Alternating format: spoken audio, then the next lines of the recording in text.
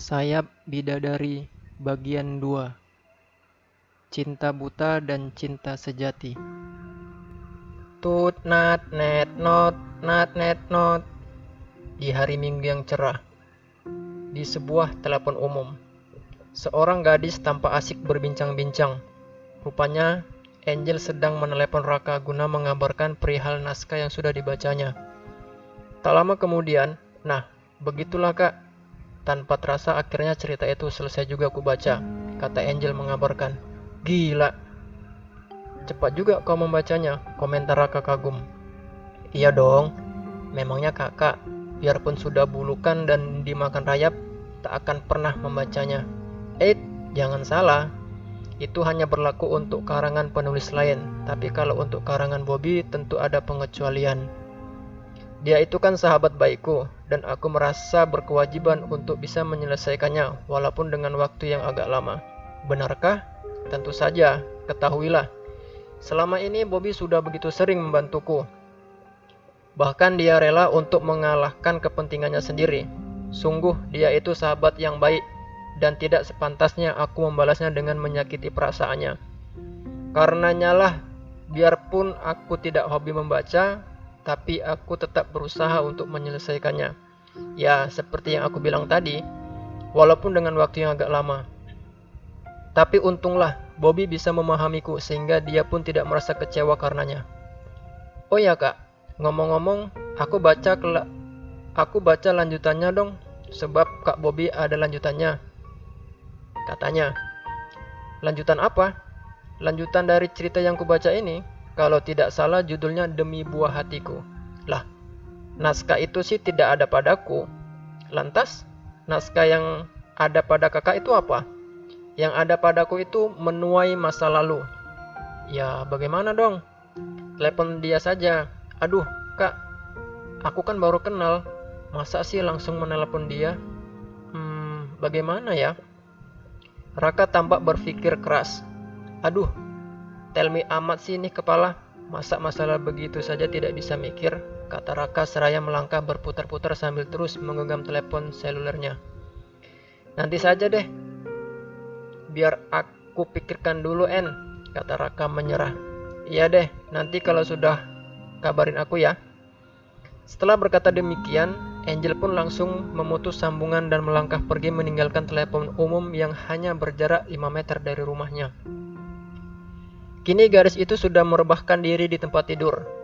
Kali ini dia tidak memikirkan soal perasaannya kepada Bobby, melainkan kepada lanjutan cerita dari naskah yang sudah dibacanya. Lanjutannya seperti apa ya? Kata Kak Bobby waktu itu sih soal anak-anak dari tokoh utama yang sudah remaja dan menginjak dewasa. Pasti ceritanya akan lebih seru dari cerita yang baru kubaca ini. Dan isinya pun tentu mengenai cinta anak remaja yang masih seumuran denganku. Angel terus memikirkan itu, hingga akhirnya dia pun kebelet pipis. Sementara itu di tempat berbeda, Bobby tampak sedang memikirkan gadis yang mau dijodohkan dengannya. Siapa lagi kalau bukan Wanda? Kata ibuku, dia itu gadis yang patuh kepada orang tua. Dan katanya lagi, dia itu tidak mungkin menolak jika orang tuanya memang setuju. Aku heran, pada zaman modern ini masih ada saja gadis yang seperti itu. Dan aku sendiri mau saja dijodoh-jodohkan. Apakah itu karena aku sudah putus harapan karena tidak mampu mencari sendiri? Dan itu karena aku yang senantiasa berkata jujur bahwa aku akan langsung menikahi gadis yang kucintai. Dan akibatnya kebanyakan wanita justru merasa takut karena belum siap, dan merasa takut kalau segala yang kulakukan adalah sebuah kebohongan. Apalagi jika mereka tahu kalau aku adalah salah seorang yang mengerti dan setuju dengan poligami, maka akan makin menjauh saja mereka. Padahal mengerti dan setuju itu kan belum tentu akan menjadi pelakunya. Justru karena kemengertianku soal poligami lah yang membuatku justru merasa takut untuk berpoligami. Sebab bagi orang yang mengerti kalau poligami itu tidak mudah, tentu dia akan lebih mencari selamat, yaitu dengan hanya beristri satu. Bagaimana dengan Angel? Apakah dia juga akan seperti itu? Ya, aku rasa dia pun seperti itu. Kalau begitu, Memang tidak ada salahnya jika aku dijodohkan oleh orang tuaku.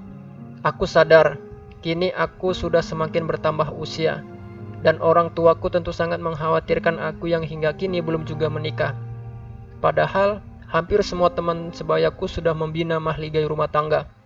Malah dari mereka ada yang sudah dikaruniakan 3 atau bahkan 4 orang anak. Mungkin juga orang tuaku sudah tidak sabar ingin menggendong cucu-cucu dari buah hati tercintanya. Tapi bisakah aku bahagia bersama gadis pilihan orang tuaku itu tanpa dasar cinta sama sekali? Terus terang, aku sangat takut membina hubungan tanpa didasari cinta. Beruntung jika kelak aku mencintainya. Kalau tidak, bukankah itu akan menimbulkan masalah? Bobby terus memikirkan perihal perjodohan itu hingga akhirnya dia merasa pusing sendiri.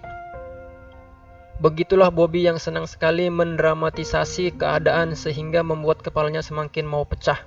Maklumlah, dia itu kan seorang penulis yang biasa mendramatisasi peristiwa yang biasa saja menjadi peristiwa yang luar biasa. Dan memang hal seperti itulah yang dituntut bagi seorang penulis agar bisa menghasilkan karya sastra yang bagus dan bisa dinikmati oleh pembacanya. 2 hari kemudian, Bobby menelpon Raka lantaran dia sudah sangat merindukan sang pujaan hati.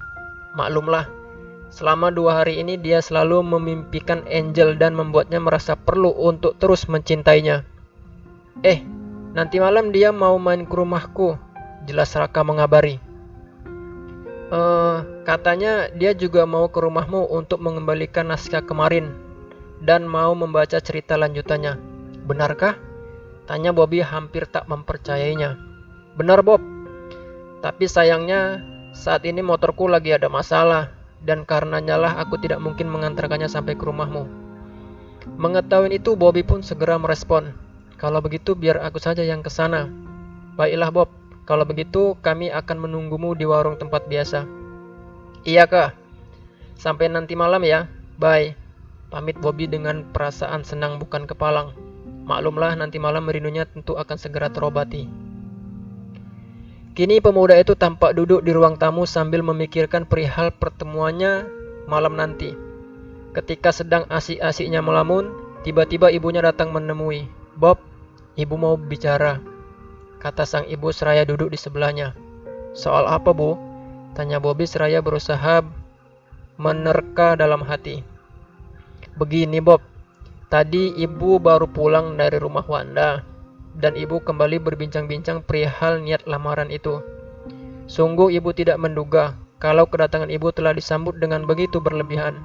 Sampai-sampai mereka membuat kue spesial segala hanya demi menyambut kedatangan ibu. Saat itu ibu merasa tidak enak. Belum apa-apa mereka sudah menyambut seperti itu. Bagaimana jika nanti ibu datang melamar? Pasti mereka akan menyambutnya dengan begitu meriah. Oh ya Bob, kata ibu Wanda, sebelum ayah dan ibu datang melamar sebaiknya kau dan Wanda dipertemukan dulu. Sebab katanya pernikahan itu bukanlah perkara main-main. Setelah menikah kalian tentu akan hidup bersama untuk selama-lamanya. Saling setia dalam mengarungi bahtera rumah tangga hingga ajal memisahkan. Karenanya lah agar tidak menyesal nantinya, kalian harus saling mengenal lebih dulu. Karena itulah mereka sangat mengharapkan kedatanganmu. Ketahuilah Bob, malam Kamis besok mereka mengundangmu untuk datang menemui Wanda. Jelas sang ibu panjang lebar.